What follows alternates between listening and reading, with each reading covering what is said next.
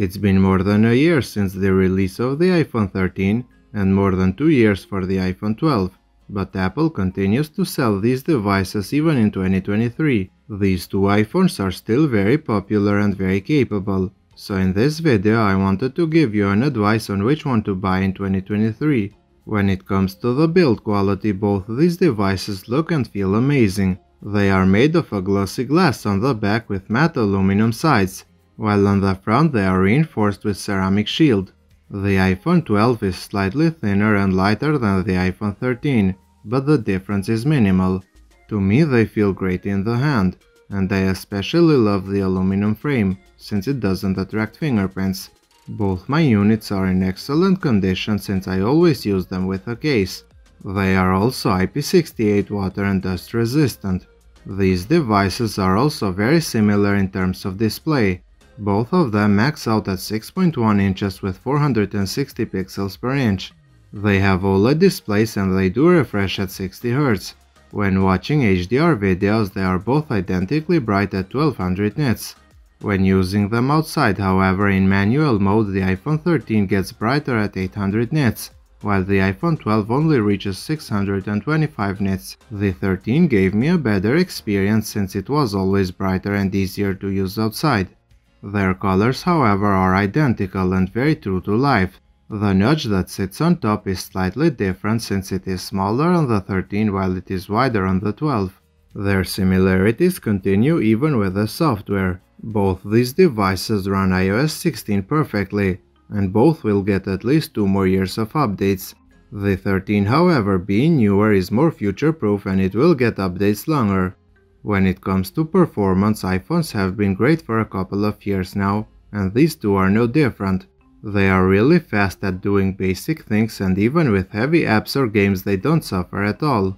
Sure enough, the iPhone 13 is more powerful, but the iPhone 12 is not bad at all.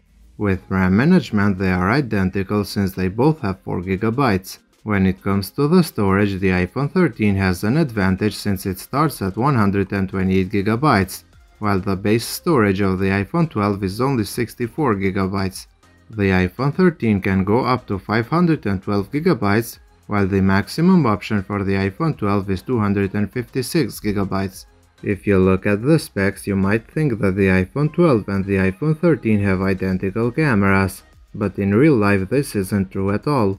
While the cameras on the iPhone 12 are really good in daylight, they struggle a bit in low light. The cameras on the iPhone 13 on the other hand are more refined and they shine during the day and night. The main cameras are really good and produce outstanding images, while the ultra-wide camera found on the iPhone 13 is much better than the one found on the iPhone 12, especially in low light.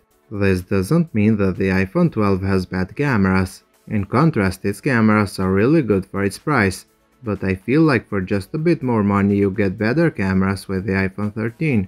Their front cameras on paper are identical, but just like with the rear cameras, the iPhone 13 does take better pictures. Videos do also come better with the newer 13, even though the iPhone 12 is also really good.